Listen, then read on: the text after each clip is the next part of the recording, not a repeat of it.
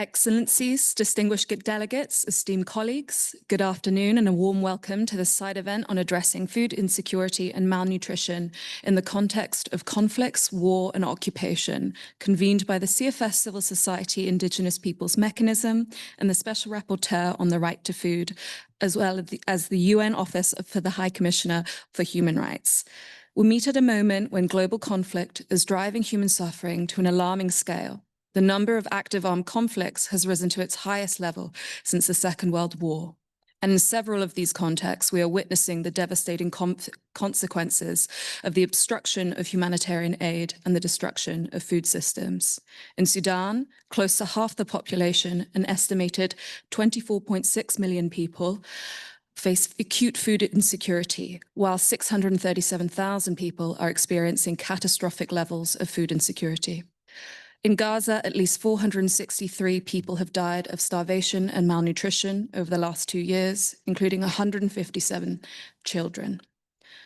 Precisely for such contexts, the policy instruments of the CFS, in particular the Framework for Action for Food Security and Nutrition in Protracted Crises, and the voluntary guidelines on the right to food, provide a strong normative and policy foundation for action.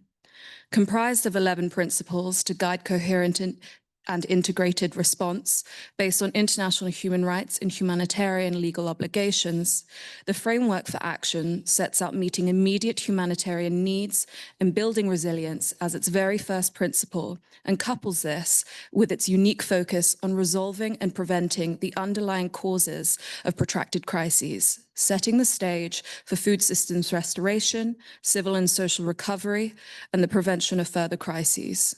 These policy instruments, nevertheless, remain relegated to the sidelines of humanitarian and peace-building discussions. Today's distinguished panel brings together voices from across the United Nations, member states, academia, and civil society to explore how the CFS policy instruments can be more effectively utilized to strengthen coherence and safeguard human rights in crisis settings. It is now my privilege to introduce our speakers. Dr. Michael Falkry, United Nations Special Rapporteur on the Right to Food. Dr. Falkry will provide a global overview of the right to food violations in situations of conflict and occupation and reflect on the gaps in accountability and international response. Ms. Lisa Shahin, representing the Civil Society and Indigenous Peoples Mechanism and the Arab Group for the Protection of Nature. Ms. Shahin will share community-level perspectives from conflict-affected areas, highlighting barriers to implementation and the essential role of civil society in advancing the right to food on the ground. Her Excellency, Ambassador Mona Abouamara, Permanent Representative of Palestine to the Republic of Italy. Ambassador Abouamara will offer country-level perspectives on national experiences, challenges, and lessons learned in advancing food security and the right to food in complex settings. Her Excellency Ambassador Marilyn Guesapina de Lucas Santanella, Permanent Representative of the Bolivarian Republic of Venezuela. Ambassador Santiago will offer country-level perspectives on national experiences, challenges and lessons learned in advancing food security and the right to food in complex settings. Dr. Helen Tigruja, Professor of Law at Aix-Marseille University and member of the United Nations Human Rights Committee, who will be joining online. Dr. Tigruja will elaborate on the legal dimensions of the right to food, including states' obligations and the opportunities for reinforcing coherence through human rights mechanisms. Ms. Sarah Furman, advisor from the World Food Programme Humanitarian Diplomacy Service, also joining online. will present insights from WFP's operational experiences and discuss how the framework for action can be better implemented in protracted crises. And lastly, but certainly not least, Mr. Juan Echenove, who leads FAO's Right to Food team, who will, building on his over 30 years of experience in food systems policies and programs across continents, will reflect on the role of Rome-based agencies in advancing the FFA and the perspectives of FAO. Thank you. Over to you, Dr. Valkyrie. Thank you, Abigail, and thank you, everybody. So I'll get right to it. I actually want to take us back to the pandemic. It's really odd sometimes how we forget what we experienced. And something to remember is we've all survived that pandemic and we've all lost people to the pandemic. And that pandemic triggered a food crisis. And what that taught us is, and it showed us what many people here knew, is how fragile our food systems are. The tragic irony is that when the pandemic was formally declared over, the food crisis got worse. So governments implemented programs and we saw what worked, what some people call proof of concept. Universal school meals, direct cash payments, connecting consumers directly to farmers, territorial markets, supporting small producers, peasants, pastoralists, protecting workers. We knew what worked. And instead of making those programs permanent, unfortunately, governments stopped funding those programs, which was what made the food crisis worse, and now food inflation, and what more broadly one can call a cost of living crisis. And I'm also reluctant to use this term crisis. Climate change crisis, biodiversity crisis, cost of living crisis. It's baked into the system. It's not a crisis, it's a structural problem that is predictable and therefore preventable. In international law, there's an unfortunate distinction between times of war and peace. And most people's lived experience, that distinction doesn't make any sense. So to be very specific, I'm from Lebanon. Did the civil war really end? No. The same brutal leaders that were militias now have suits and run our government. They're the same assholes who were killing us before, and now they run our country. That distinction between war and peace doesn't make sense from an everyday lived experience perspective. And the same goes for hunger and starvation. And this is why I like the FFA, is it has a holistic perspective. It understands that a so-called crisis has a history, has a length of time. And so we come out of this pandemic and the world didn't change and the CFS did nothing and we didn't see any substantive changes in the world. And at the time I wrote a report on violence. So what I saw was, rather than framing the issue as war or peace, but to look at food systems and to understand how food systems, that is to say corporate-led industrial food systems, not only produce food, they are producing violence itself. Right. So these are the food systems in which we see gender-based violence in fields and factories, violence against migrant workers, violence against children who are not receiving the simplest nutrients. So then, to jump into time, then when Israel declared its starvation campaign against the Palestinian people in Gaza on October 9th, 2023, immediately myself and several other mandate holders called out the risk of genocide. And it's not because we're incredibly clever. It was the mandates of food, water, health, and housing. And we could see that when a state tells you they're going to deny people food after a 27-year blockade, predictably, this is genocidal. Their intents were clear. And we were the first to call it famine before the IPC. So what a human rights perspective gives you, and looking at a food system in those terms, it gives you the analysis, you don't have to wait and count the bodies and the suffering. This is what IPC does. It is a quantitative method that measures suffering. But if you actually talk to people and understand the food system, you can call out these issues before they happen. So what the FFA does is it allows you to understand early on how a food system specifically is fragile, where those cracks are, and you start to see the risk of famine is increasing all over the world.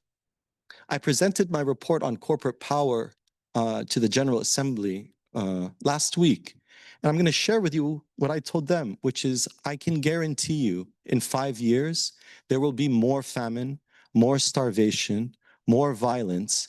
And what I told the delegates there is some of their countries will no longer exist. We're going to see starvation being used as a weapon more and more. The reason is every major power in the world directly or indirectly supports starvation campaigns. So the members of the P5, the permanent members of the Security Council that have veto power, they've all supported it.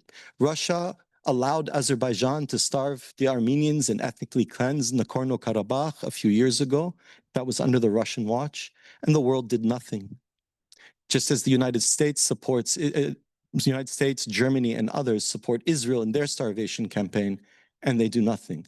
It's not like the United States and Russia get along, but all the major powers of the world want to be able to continue to use starvation as a weapon against people. The reason, the way starvation is used, it's a tool of displacement. It is ultimately about land. So it's a way of humiliating, weakening, and displacing people from their land, and it enables occupation. So this is the other element in the FFA that's important, is it recognizes occupation as an issue. So we see this in the Russian invasion of Ukraine. Of course, we see Israel's expanded occupation of Palestinian territories, but also into Lebanon and Syria. And we're going to see this more and more. There's concern now about Taiwan, what's going to happen there, because no one is stopping anything. In my remaining minute, I'll talk about so-called gaps in accountability and international response. We have all the legal tools we need. We have all the policy instruments we need. What we've seen, just so what's happening in Gaza, the other part I did in my starvation report is I answered the question, how was Israel able to starve 2.3 million people so quickly and so completely? This recent Israeli starvation campaign is the fastest starvation campaign in modern history. They declared their starvation campaign on October 9th. By December, everybody was hungry in Gaza. This didn't start in 2023. This didn't even start in 2007 or 2000 when Israel was imposing a blockade. This actually started with the creation of Israel itself. If you look at the founding documents of UNRWA, the United Nations Relief Work Agency, in 1949, soon after the creation of Israel, the General Assembly created UNRWA, and one of the purposes was to stop the starvation of the Palestinian people. It's going to get worse, but we have the legal tools, and just as terrible as things are, as I'm telling you, look at the mobilization around Palestine. Millions of people. Why? Did they all of a sudden, people cared about Palestine after 75 years of apartheid and occupation? It's because they saw what's at stake is the global governance system itself. The tools that will be used to liberate the Palestinians from occupation and apartheid will be the same tools that we will all use in our own food systems to liberate ourselves. So this mass mobilization now is social force like we've never seen. So we have social power, we have legal victories at the International Court of Justice and the International Criminal Court with arrest warrants for the crime of starvation. And now it's to turn that, to take the social power, the legal victories, and turn it into political victories to fundamentally change the UN system as we know it. Thank you very much.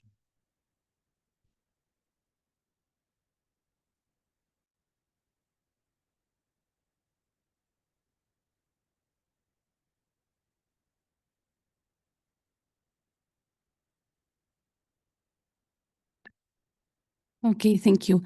Allow me, before we start, if we can all stand in a moment of silence to honor the lives that we have lost in wars and wars of starvation, including in Palestine, Lebanon, Yemen, Congo, Sudan, and other areas.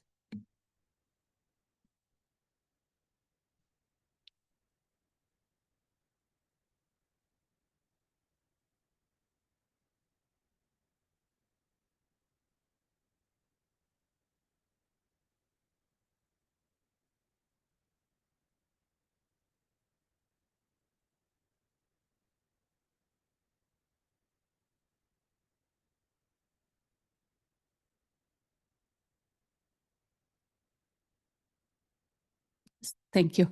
Okay, so my name is Lisa Shaheen. I'm from the Arab Group for the Protection of Nature. We are a civil society organization that works on strengthening food sovereignty across the Arab region, particularly in the context of war and occupation. Over the past 25 years, our organization has been active both on the ground and in policy spaces. And I want to share with you these experiences, what we have learned from them, and what are the barriers in implementing the policy tools, including the CFS FFA, especially at community levels. So in conflict and occupation settings, and most profoundly in Palestine, the foundation for implementing any policy framework is fundamentally different. Communities are not just facing governance or resource challenges, they are living under colonial regimes that deliberately destroy the foundations of life. In Palestine, we see the weaponization of food, where livelihoods are targeted, water and energy infrastructure is destroyed, trees are uprooted, and entire populations are displaced. And what we are witnessing today in Gaza is also a genocide, it's an ecocide, where access to food, water, and land has become a front line of war. This reality cannot be compared to natural disasters or ordinary development contexts. We are dealing with systematic violations of international law and the principles that underpin the FFA. Now, despite these clear violations, states have failed to meet their extraterritorial human rights, humanitarian, and development obligations. Complicity through military, financial, and political backing of the occupation and its crimes, it deepens impunity. There are no effective accountability mechanisms to ensure that the right to food is protected in these contexts. Political will is absent not only among occupying powers, but also within the international system, which often treats these violations as emergencies rather than crimes that demand justice. One of the pitfalls we repeatedly observe is the narrow humanitarian approach adopted by international agencies. Humanitarian aid is, of course, crucial, but when it replaces rather than complements long-term rehabilitation and sovereignty building, it becomes part of the problem. In Gaza, even humanitarian aid has been weaponized. It's been blocked at the borders, and in some cases, such as through the so-called Gaza Humanitarian Foundation, it was used as a death trap for hungry Palestinians seeking food. Meanwhile, opportunities to revive local food systems were overlooked. For instance, while agricultural inputs were blocked from entry, many could have been procured locally. Gaza had functioning nurseries, undamaged lands, and farmers ready to cultivate. But because interventions were fragmented, failing to integrate all of FFA's pillars, including humanitarian response, long-term development, and peace building, and human rights, they did not address root causes or build self-reliance. Another major barrier is the disconnect between global and local levels, what we often call the Rome-to-home gap. Many delegates who negotiate these frameworks in Rome do not report back or translate them into action at national or local levels. There is little awareness or capacity building around the FFA in most countries living under protracted crisis, especially in our region. Fragmented coordination between Rome-based agencies, regional offices, and national actors on CFS policy outcomes leads to poor policy dissemination and absence of concrete changes in current processes and structures. Civil society, who is often the bridge to communities, is too often bypassed in implementation.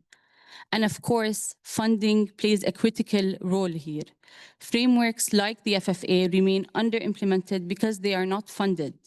With shrinking development budgets, rising military spending, and donor-driven priorities, fragile and indebted countries are left without the means to operationalize these important tools.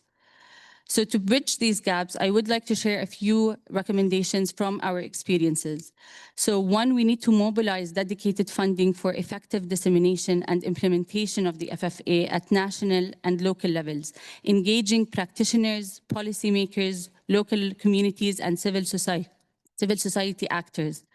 We need to review and propose amendments to current UN emergency plans, and train practitioners and field-level implementers across UN agencies, governments, and CSOs on how to operationalize the FFA's integrated approach that connects humanitarian development and peace pillars.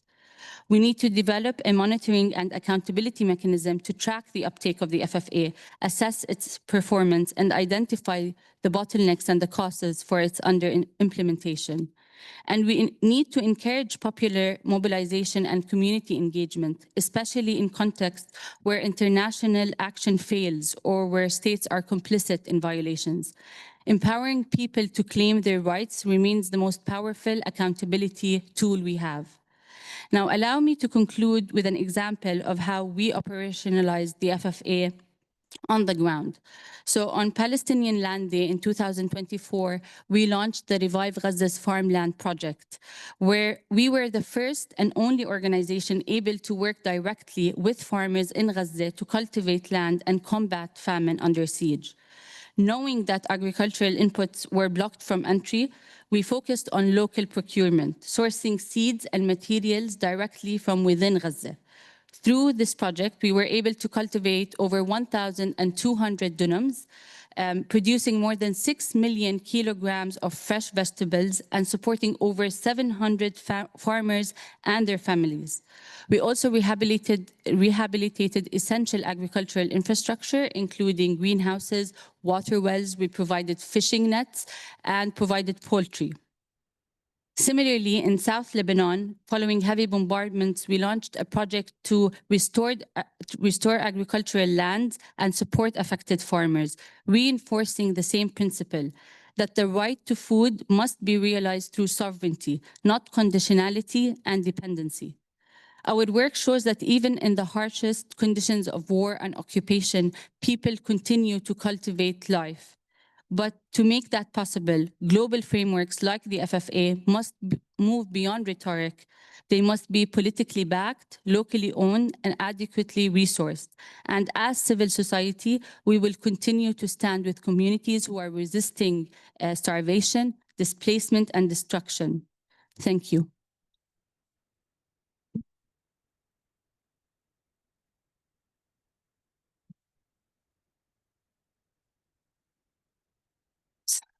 Yeah. Sorry, I was running all the way here, not to be late.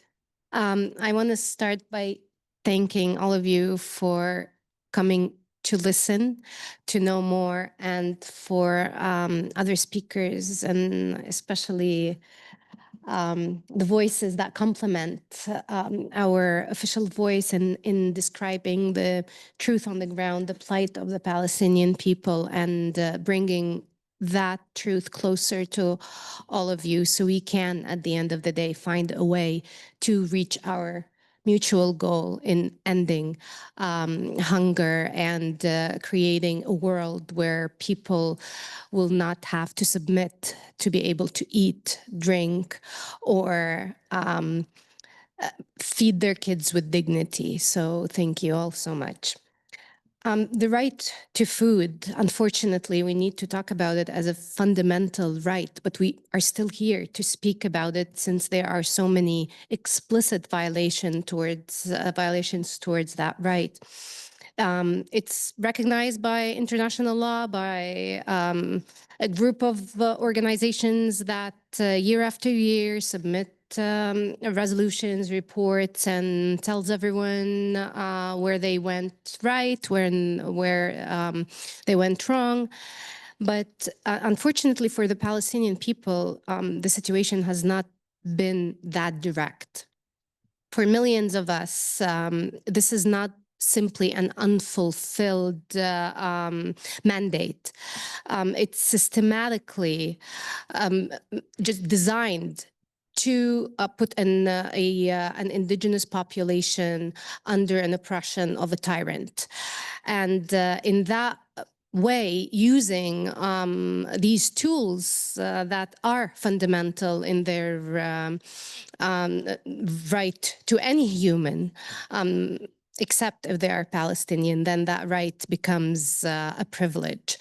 So when I was listening to all of you, I'm actually skipping all my speech and So when I was listening to you and thinking back to myself about impunity and where all of this started, I want to go back because the word normalization has been my I don't know, my friend and frenemy, if you might, because everything in our lives, be it concerning our rights, politics on the ground, occupation, apartheid, everything comes back to normalization.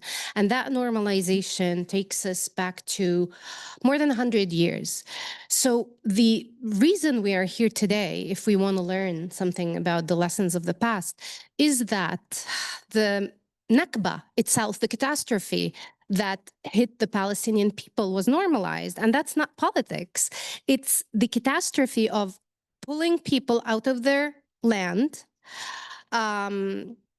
destroying that land, destroying their livelihood, and then throwing them in refugee camps where they lived on aid boxes that we are now hoping will reach people in Gaza. So it's this cycle of managing us under occupation and now under genocide, just to be able to live. I come from a family of refugees. My whole family was ethnically cleansed and forcibly displaced on both sides of my parents. And I was born in a refugee camp in Lebanon.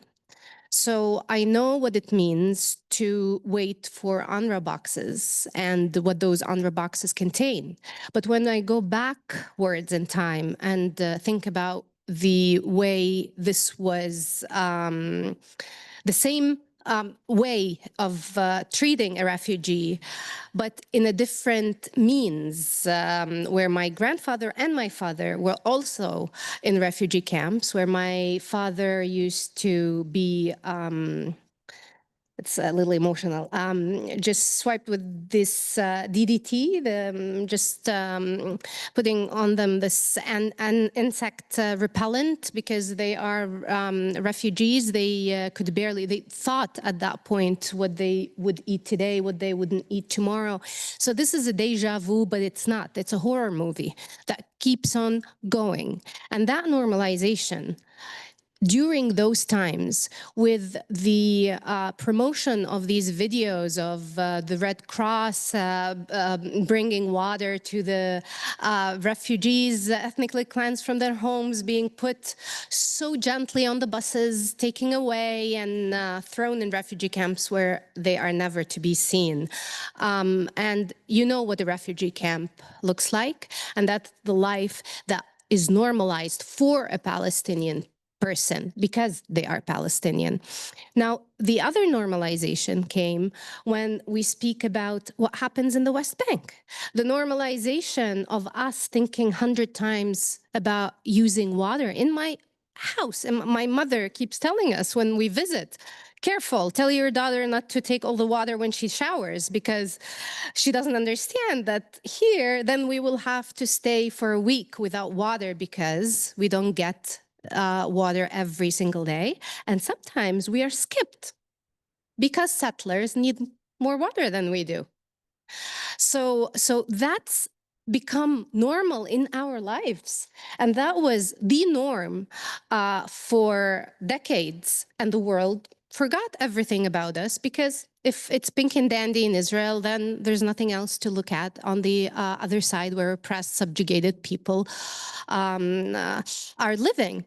Then we have the normalization of the settler violence, which is, of course, the other way of double standard in terminology that is being used when settlers are being given, under the protection of the brutal occupation forces, the right to go to villages, to burn them, to just terrorize the indigenous population, to cut trees and livelihoods. I went to endangered villages, and they were endangered then. Now they are mostly ethnically cleansed. And that's the horror of this movie that continues. There's just one story that I will end with. I saw a farmer, and he had some sheep as well that he catered to, and he said that the army brought a settler and it gave him a cattle, and then of course he gets electricity and water that others don't get to. The people living in their villages don't get to have that right. And then he was told that wherever the cattle of the Israeli settler go, on his land, his cattle and him cannot be on. So we're not oppressed by settlers alone. We're oppressed by their cattle now as well. Thank you.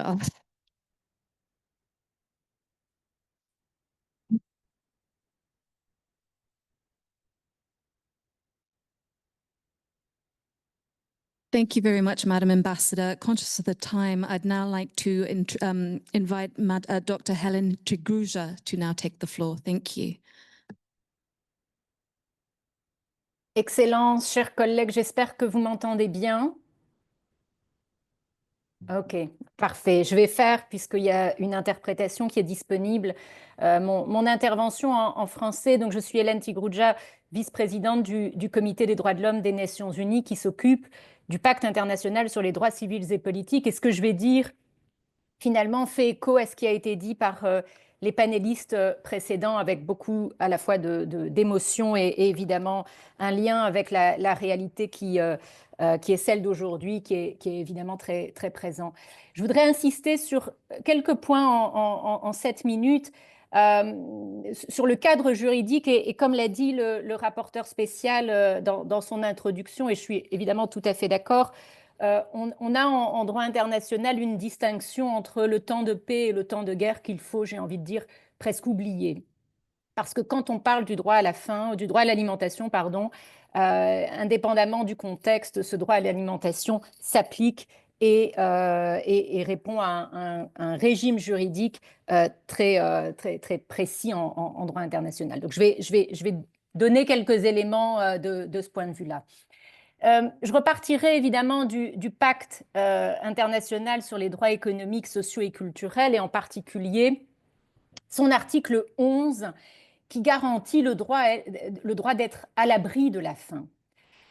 Et donc, comme l'ont très bien dit les orateurs précédents, il n'y a pas de vide juridique. On a des règles en droit positif qui reconnaissent ce droit individuel d'être mis à l'abri de la faim, et les obligations des États sont elles-mêmes très précises. Elles ont été rappelées par mes collègues du comité sur les droits économiques, sociaux et culturels, notamment dans une observation générale numéro 12.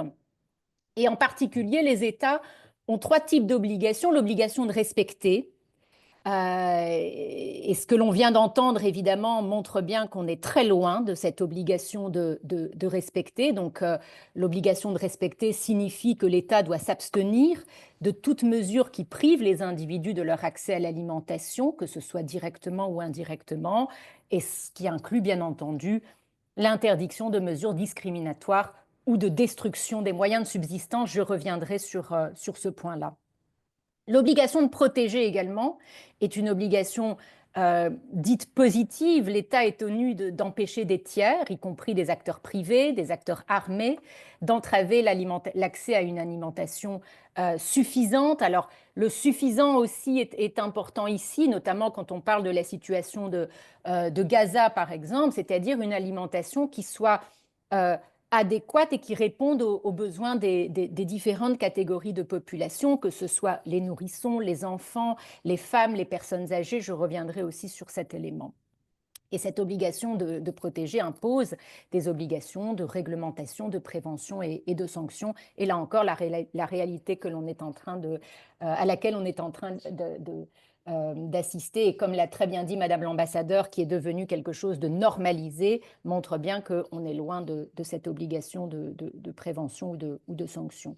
Et enfin, l'obligation de réaliser, l'obligation de faciliter, l'obligation de fournir l'accès à l'alimentation, qui veut que l'État adopte toutes les mesures législatives, administratives, budgétaires ou autres nécessaires pour permettre l'accès à une alimentation suffisante sur son territoire, mais aussi, et c'est ça qui nous intéresse aujourd'hui, par exemple, quand on parle de la situation de Gaza, mais aussi sur les territoires qu'Israël, par exemple, occupe ou contrôle.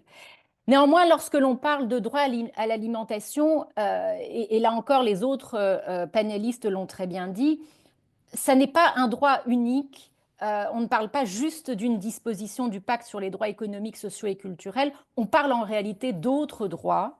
Et c'est la raison pour laquelle, même si dans le pacte sur les droits civils et politiques, on ne parle pas d'alimentation, cette question-là concerne aussi les droits civils et politiques. Pourquoi? Parce que, on le sait, et vous l'avez très bien, les orateurs précédents l'ont très bien dit, le droit à l'alimentation est intrinsèquement lié au droit à la vie, et en particulier au droit à une vie digne qui est protégé par l'article 6 du pacte sur les droits civils et politiques. Donc ce dont on est en train de parler, ça n'est pas uniquement une question entre guillemets de droits économiques, sociaux et culturels, mais c'est également une question d'obligation des États en matière de droits civils et politiques. C'est aussi une question de droit à la vie privée, familiale, protection du domicile, ou encore droit des minorités, droit des enfants, et je reviendrai là aussi sur ces aspects-là dans quelques instants. Et là, la Convention sur les droits de l'enfant le rappelle, c'est aussi, quand on parle d'alimentation, un droit fondamental des enfants. L'article 24 de la Convention sur les droits des enfants le souligne.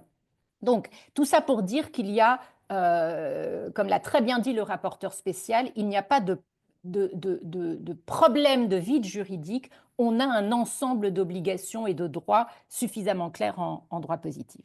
Maintenant, sur cette base-là, je voudrais souligner quelques points qui restent toujours des points de tension au niveau international lorsque les organes de traité des Nations Unies discutent avec les États. Le premier principe que je voudrais souligner, c'est ce qu'a déjà indiqué le rapporteur spécial, le principe de continuité de l'application de ces droits de l'homme et des obligations des États en temps de conflit armé ou en temps d'occupation. Encore une fois, faire la distinction entre ce que les États doivent faire en temps de paix et ce que les États doivent faire en temps de guerre ou en situation d'occupation n'a pas de sens quand on s'interroge ou quand on s'intéresse à la mise en œuvre concrète des droits de l'homme comme le droit à l'alimentation. Et de ce point de vue-là, les organes de droits de l'homme, comme notre comité, le Comité des droits de l'homme, a repris à son compte ce que la Cour internationale de justice a dit dans son avis du 9 juillet 2004 sur l'édification d'un mur en territoire palestinien occupé, et ce qu'elle a réaffirmé dans son avis du 19 juillet 2024, à savoir que lorsqu'un État comme Israël occupe, il a de manière concomitante des obligations en matière de droits humanitaires, mais également des obligations en matière de droits de l'homme. Donc ça, c'est extrêmement important. Principe de continuité. La deuxième chose que je voudrais souligner, c'est que, comme les organes de traité de droits de l'homme l'ont dit, dans les situations d'occupation, l'occupant a des obligations, là encore, qui continuent à s'appliquer.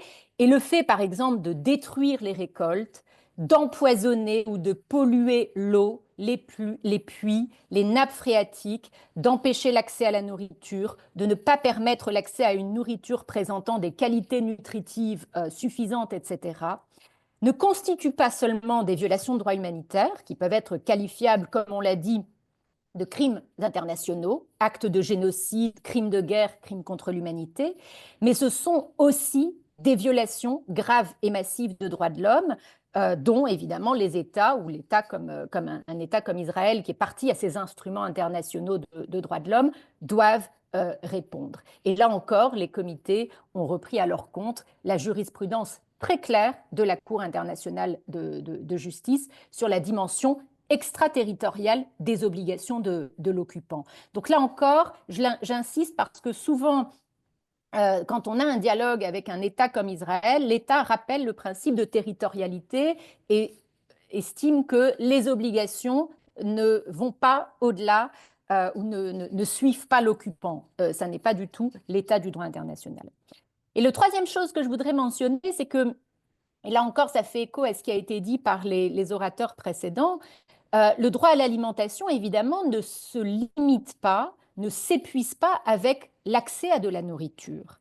Pour pouvoir être réalisé, il implique aussi la réalisation d'autres droits qui ont déjà été évoqués, le droit à l'eau, le droit à la terre, notamment pour les peuples autochtones, mais encore les communautés paysannes, et également un droit dont on n'a pas encore parlé, qui est le droit à un environnement sain. Alors on a évoqué l'écocide, et je suis tout à fait d'accord avec ce qui a été dit de ce point de vue-là. Il est important de souligner que ce dont on parle aujourd'hui pour la situation de Gaza notamment, la pollution des terres, de l'eau, de l'air, du fait de l'utilisation de certaines armes, ou la destruction délibérée des plantations ou des récoltes, entrave évidemment à court terme l'accès à l'alimentation, mais elle entrave également à moyen et long terme, et sans que cela soit nécessairement immédiatement visible, un certain nombre de droits absolument fondamentaux. Et j'ajoute que, comme le Comité des droits de l'enfant et l'UNICEF l'ont souligné, parmi d'autres organisations internationales, les conséquences sur le développement de l'enfant de ce qui est en train de se passer à Gaza sont des conséquences qui vont se faire sentir sur des générations. Donc on parle de violations qui ont lieu maintenant, mais dont on va sentir les effets sur des dizaines et des dizaines d'années. Donc quand on parle d'impunité ou de responsabilité, cette dimension temporelle ou intertemporelle ou intergénérationnelle doit également être prise en compte. Demain, Merci, et je madame. termine là-dessus, Je demain... m'excuse, mais Oui. pardon, madame. Merci beaucoup. Mais we have exceeded the amount of time that we have available. So if I could maybe ask you to provide concluding remarks, and then we will hand the floor over to Her Excellency Ambassador Marilyn Guisapina. Thank you. So just concluding remarks, and then we hand over the floor. Thank you very much, madame. Merci beaucoup. Oui, ne vous inquiétez pas. J'étais en train de conclure en rappelant que demain, la Cour internationale de justice va rendre son avis sur la requête de l'Assemblée générale concernant les obligations d'Israël en tant que puissance occupante, concernant son obligation d'assurer et de faciliter la fourniture sans entrave d'articles de première nécessité. Donc évidemment, on verra ce que la Cour internationale de justice dira sur la question qui nous intéresse. Merci beaucoup. Thank you very much, Dr. Tikruja. Thank you.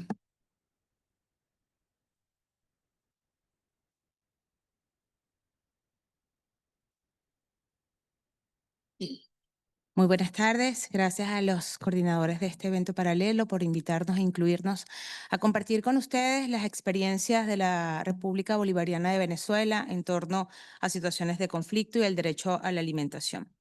Con ánimos de ser respetuosos con el tiempo en el marco de la metodología que muy bien han establecido, me ceñiré específicamente a las notas que he tomado para poder compartir con ustedes en el tiempo previsto los elementos quizás más importantes que pudieran servir de contribución a este debate.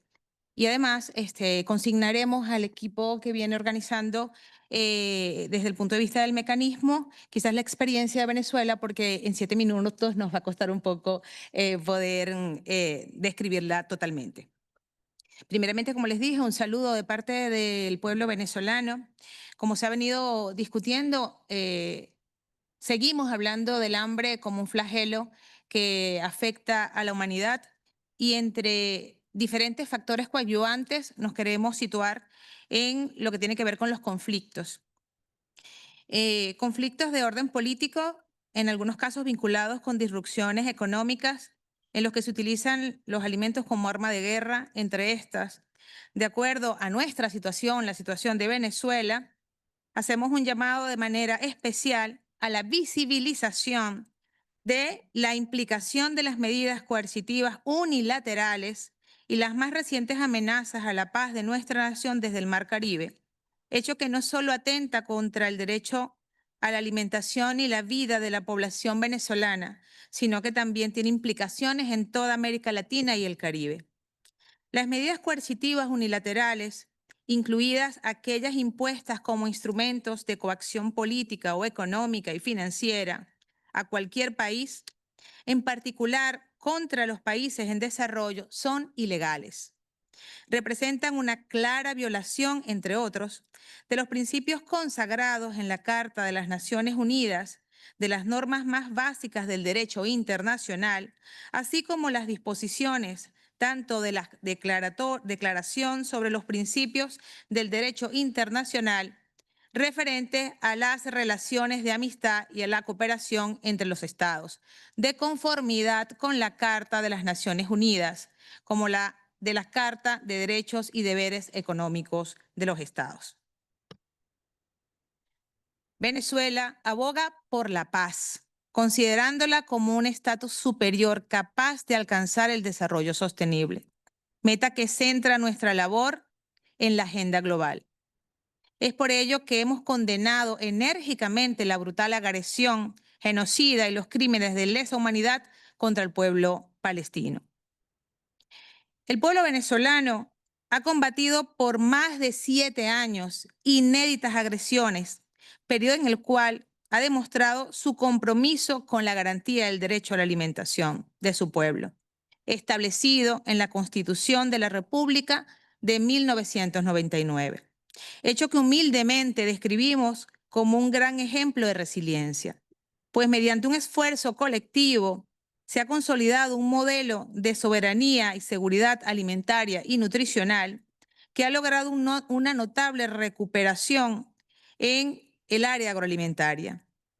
El país avanza en la transformación estructural de su sistema alimentario, pasando de ser históricamente dependiente de las importaciones a alcanzar niveles históricos de autosuficiencia y soberanía alimentaria.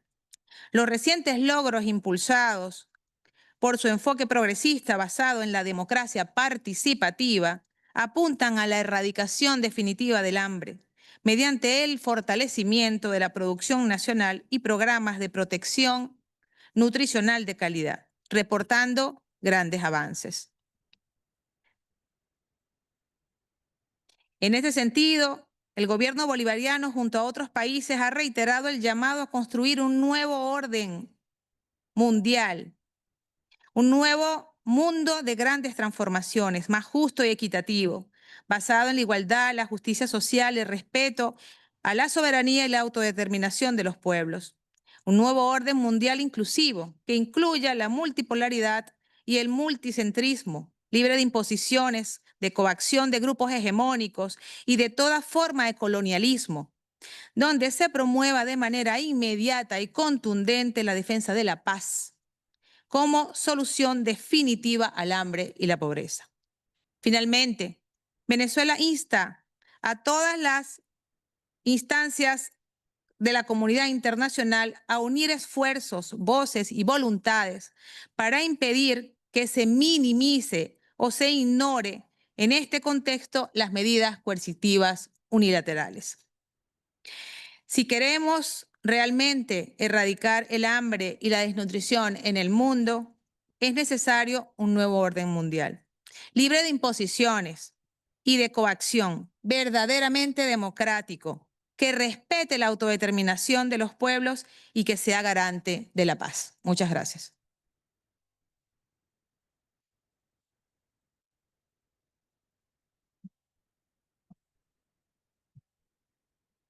Thank you, Madam Ambassador. I now give the floor to Ms. Sarah Thurman, advisor from the World Food Programme, joining online. Thank you. Thank you so much, and thank you to the organizers of the side event for having me. It's really an honor to be speaking along such distinguished co-panelists. And I'll be quite brief because I think that many of them have already said what I wanted to say, but much more eloquently and hopefully with a better voice. Apologies, I'm recovering from an illness. Global food insecurity remains a formidable challenge.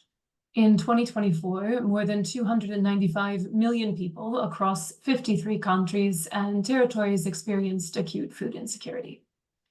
The leading driver remains conflict, including in protracted crises. And in many cases, that conflict combined with economic instability and climatic shocks to create a volatile mix of drivers that sent global humanitarian needs higher and higher. At the same time, and not coincidentally, responding to needs is becoming more difficult. We are seeing an increasing lack of support for multilateralism and finding common solutions to common problems. Flagrant impunity for violations of international law and norms, increasing attacks on and detentions of humanitarian personnel, increasing politicization and instrumentalization of humanitarian assistance, particularly in the absence of political breakthroughs to solve ongoing conflicts, and a lack of support, whether financial or otherwise, to meet needs. WFP and its partners continue to respond to crises and to systemic violations and to provide assistance. And our efforts to do so take place at all levels, from the community level to the international sphere. The CFS FFA is an essential part of the normative framework that we rely on for our work. That framework, as you've heard, also includes international humanitarian and human rights law and UN Security Council Resolution 2417, in which the Council explicitly recognized the direct link between conflict and hunger and condemned both the use of starvation as a weapon of warfare and the unlawful denial of humanitarian access. Considered collectively, we have a web of mutually reinforcing instruments that we can bring to bear in our advocacy, diplomacy, and operations. The CFS FFA also makes clear that we need a holistic approach to addressing food insecurity in protracted crises. No single stakeholder or organization can or should go it alone. To make sustainable progress, we need a concerted, coherent approach. We need to strengthen the connections amongst stakeholders invested in using the FFA and the other normative instruments. As an operational organization, WFP can work to reach affected populations and to meet immediate needs in a safe and principled manner. But we need others to work alongside us to support communities as they adapt to specific challenges and to help resolve the underlying issues. The question then is not what more should each individual stakeholder do to implement the FFA, but how do we better work with each other to advance implementation? As our efforts to prevent and to mitigate conflict-induced hunger take place at every level, so too do we need to facilitate coordination and joint implementation at every level. At the local level, we need it between communities, humanitarian and development actors, local government, and human rights defenders. At the national level, we need it with civil society and with governments. And at the international level, we need it between interested organizations and civil society groups and member states, politically and operationally. And as Lisa pointed out, we need this to be a continual loop from the local to the international and back again, rather than the one-way street that it too often is. The CFS FFA is a strong document and a vital tool in preventing and mitigating conflict-induced hunger. But it is only as strong as its joint implementation. And it is clear that none of us can do it alone, that we need multi-level coordination to leverage each other's capabilities. Equally, it is clear that further progress depends on true willingness to do the work. I hope that you all will keep this in mind as the week progresses and long after. Thank you so much.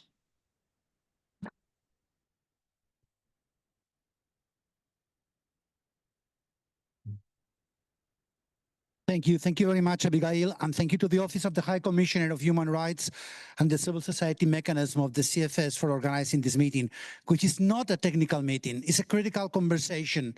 We're not talking about technical matters. We're talking about people that are daily suffering and dying because of the disrespect of the right to food. I will try to wrap up some of the things that have been said here today. I will try to be brief.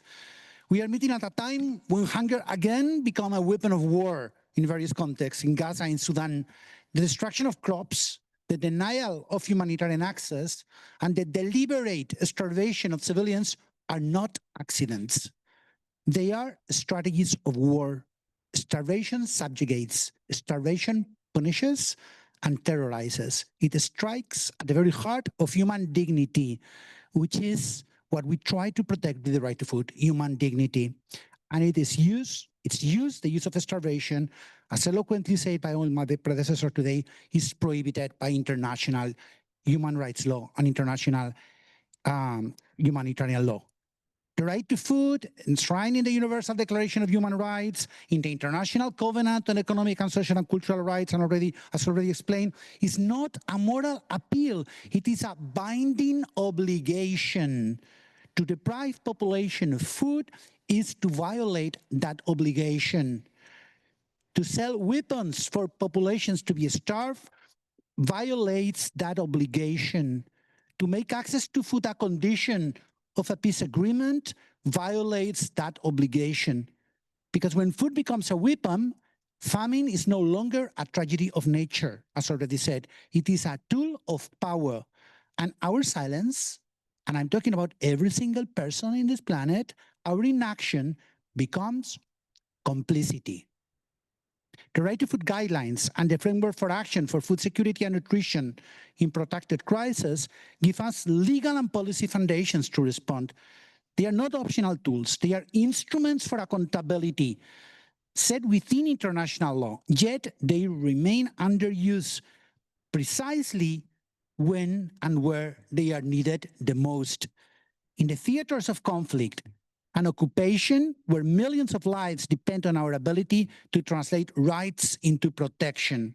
And at FAO, we see the consequences when these protections fail. Food systems break down. We have all the data, all the statistics. Farmers losing their land, families who are forced to travel long distances for food and water. In this context, humanitarian aid is indispensable, but of course it's not enough. We must go beyond saving lives with emergency responses and look instead into prevention and peace. We must protect rights, restore livelihoods, prevent hunger from every being used as a weapon. So the framework for action to protect the crisis tell us that there can be no lasting food security without addressing the root causes of conflict. Inequality, occupation, dispossession, lack of accountability. The right to food guidelines remind us that every measure, humanitarian, development, peace building, must be grounded in rights, because food is not a privilege, and we must ensure humanitarian freedom from hunger. It is not a tool of war. It is a basic human right.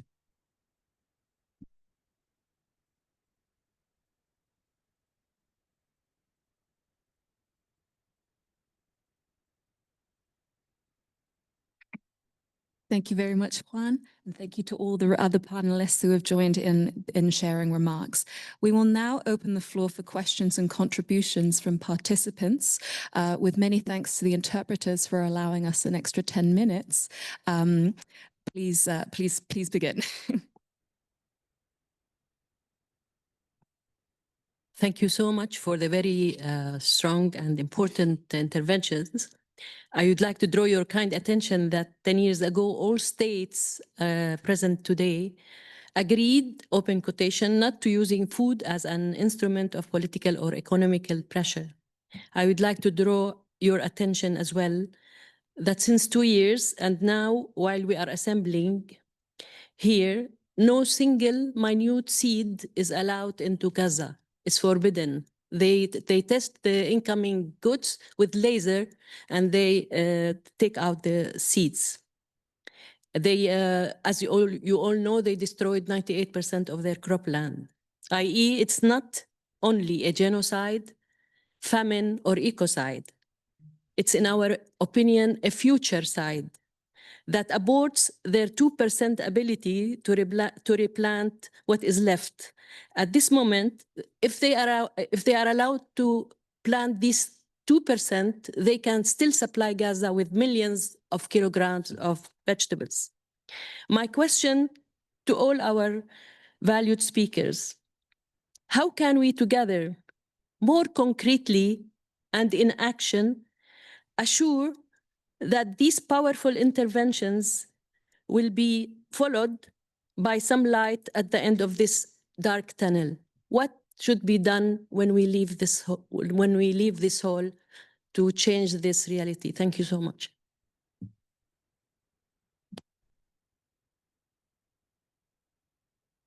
Perhaps we'll receive a few more questions. Would the participants that wanted to pose questions please raise their hands again?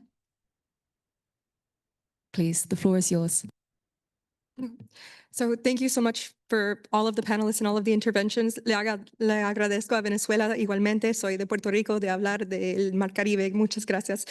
I wanted to go back to what we were talking about with the special rapporteur, when you were talking about COVID, because something that happened there was this accumulation of wealth of billionaires and corporate food sector agents increasing their wealth. And one thing I would like to talk about is how we're talking extensively about occupation as a tool to advance, occupation using food as a tool to advance its agenda, its settler colonial agenda. And I'm trying to bridge this to the remilitarization of Puerto Rico, to what we are seeing happening in Palestine, to the explosion of wealth and the concentration of wealth in the private sector. And the fact that one thing that was said was bringing Rome home. But something that I think also we should consider is that the private sector itself has always been nested in the military-industrial complex, as we've known, as we've said repeatedly. And this is true for the climate, as we've said last year as well. This is true for the people who are currently living the violations of their right to food and their violations of the right to life.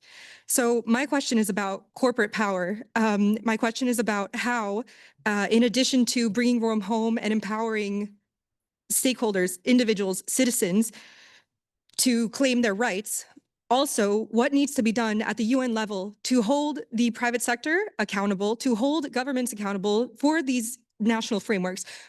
We need to recognize that the first pivot of military industries was to the food sector. We saw this happening in Vietnam. We saw this in Puerto Rico as well. We see this continuously. So how can we talk more strongly about military the food system, and how can we liberate the food system from these influences, especially in the halls like in the UN? Thank you.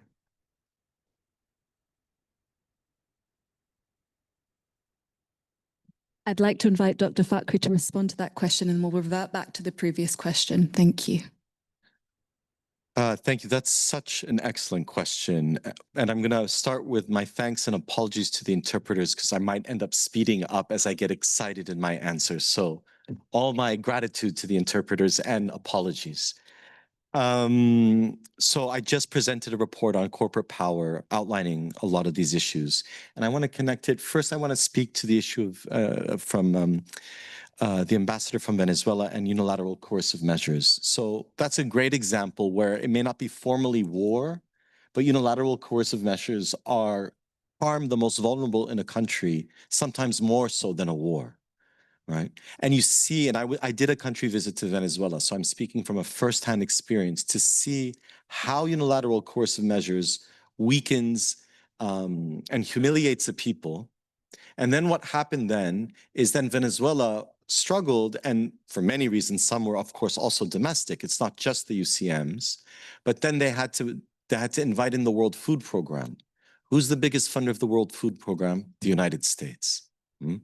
You see the politicization of humanitarian aid, and in that already you see these inroads. But to your point, what we're seeing in Gaza is, unfortunately, the term is used that Israel in the world uses the Palestinian territory as a lab.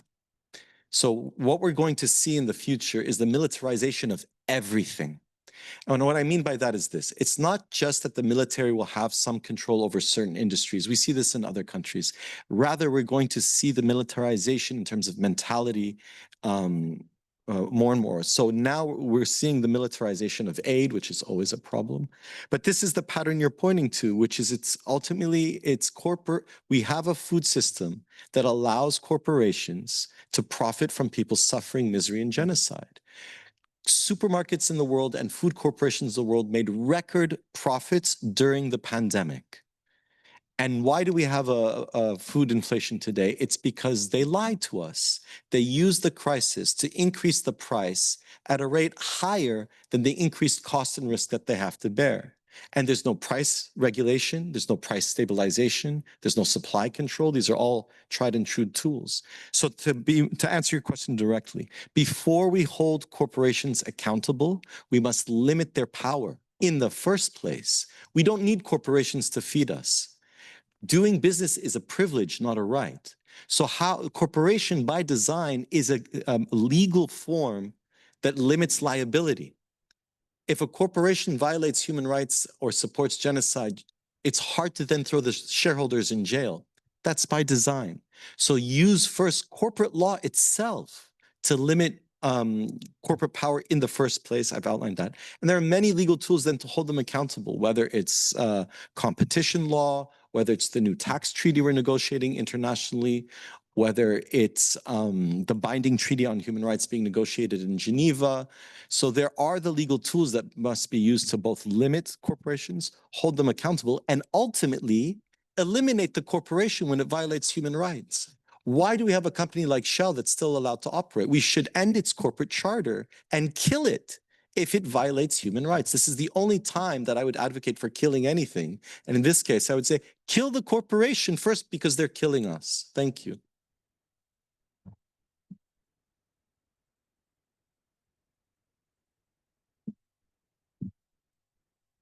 Now, I'd like to give the floor to Her Excellency Mona Abou-Mara to respond to the first question from the floor.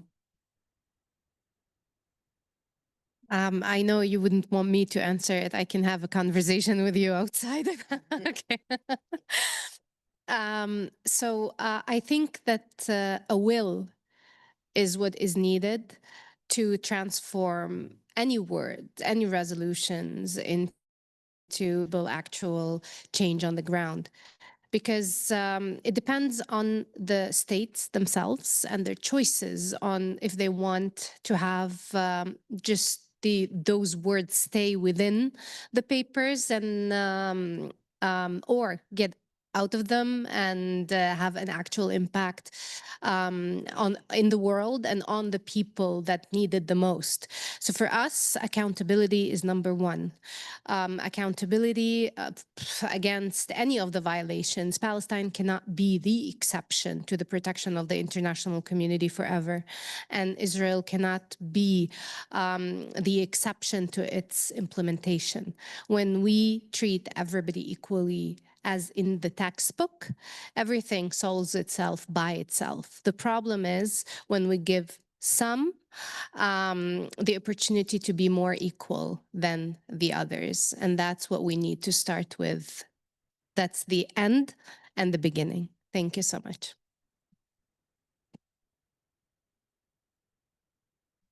Ms. Lisa Shahi? Yes, and I also want to add another word, another thing. So will is very important, and it's the first step. And also we need an action plan. If you go back to the FFA and you go to the implementation or the dissemination, use and learning, it's a few paragraphs. It's not enough. So we need to develop an action plan with all relevant actors in order to figure out how do we disseminate it, how do we implement it. Thank you. I think because there was an element in the question, which was what we can do as people. I think that's also important to keep in mind. I mean, first is to recognize that it's not us. So we don't have to take blame. Some people, governments are doing certain things, not us. Still, of course, I mean, I could say the first thing is not to be complicit. And there are different ways not to be complicit. Our choices matter. Another one is to be informed. We need to, I mean, people here in this room, of course, we are informed. We know what we are talking about. But we have to make the people we know, acknowledge the situation, that this is not about even politics. This is as basic as survival of people who are killed because the right to food is denied. And at the end, to me, is to be yourself, be human being, be empathic, right? And also for organizations, be yourself means be your mandate. Embrace your mandate as FAO, as WFP, as IFAD, whatever your organization is, fulfill your mandate. That's what we have to do.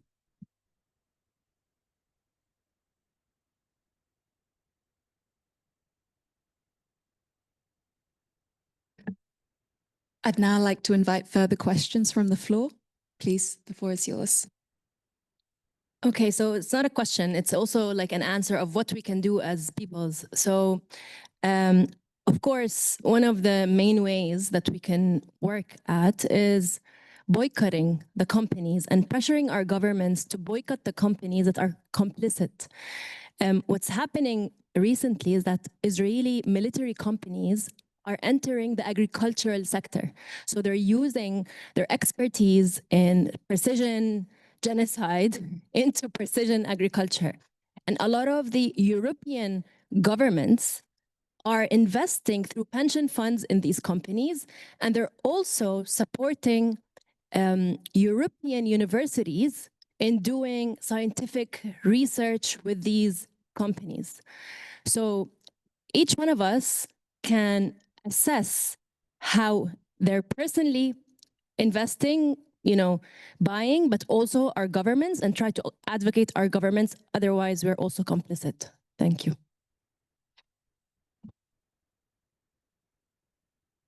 Madam Ambassador. Brevemente, porque sé que estamos con el tiempo. En relación a qué podemos hacer, creo que es importante también, o humildemente aportamos, que no pueden haber dos realidades. Las realidades de esta sala en el marco de la organización que impulse el mecanismo y la realidad de la plenaria en relación a la agenda del Comité de Seguridad Alimentaria. Debe ser una sola realidad. Entonces, creo que parte de las acciones concretas inmediatas que pudiésemos hacer es generar las acciones relativas a que en los informes del Comité de Seguridad Alimentaria Mundial puedan quedar incluidos los elementos que aquí estamos discutiendo. Creo que eso es parte de las acciones que en lo concreto y en el tiempo real pudiésemos generar para poder incidir por lo menos en lo que refiere al mandato de la organización en la cual nos encontramos, la FAO. Muchas gracias.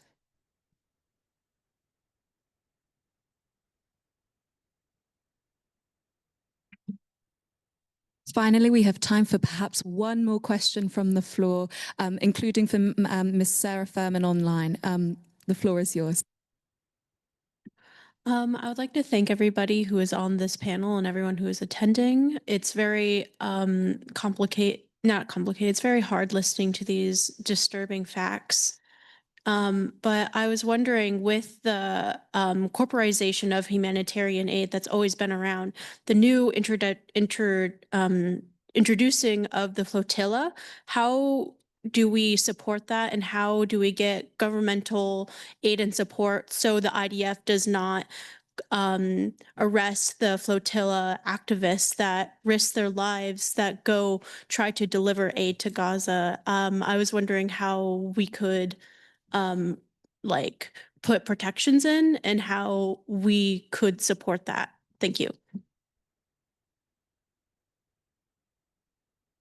Madam Ambassador. Thank you. So there's two sides to this story. The first one would be the official one, and then it would be also people on the ground. So for us as officials, it involves also ending the normalization of the siege on Gaza, the normalization of preventing aid to come in and pretending like this is problematic, or involving just civil society involving itself in a war zone, because this is not how the reality on the ground is. It's just people who are trying to break a siege on hungry, starved population that is dying from that starvation, a systematic starvation. So that's one thing. The problem with this issue when governments are involved is, of course, the labeling of terrorism. That's the easiest way for Israel to prevent anybody from doing anything when it comes to the rights of the Palestinian people. So international community would be terrorist or anti-Semitic, then human rights organizations are terrorist or linked to terrorist organizations. So that's the easiest way to accomplish that, that part. So when it comes to people on the ground, it's, as was just said, the importance of educating people on what the reality is on the ground. And propaganda, the Israeli propaganda spread on every single part of the Palestinian rights and the plight of the Palestinian questions for decades.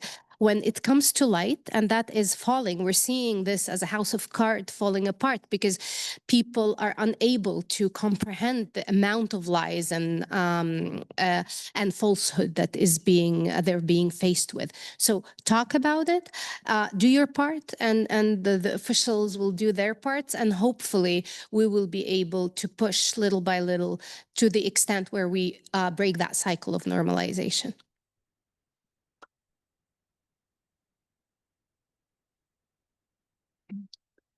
Excellencies, distinguished delegates, panelists, and esteemed colleagues, that brings us to time. Allow me to express my sincere appreciation to our panelists for their insightful contributions and to all of the participants for their thoughtful engagement. Thank you very much. And on behalf of the Office of the High Commissioner for Human Rights, this session is now closed. Thank you very much.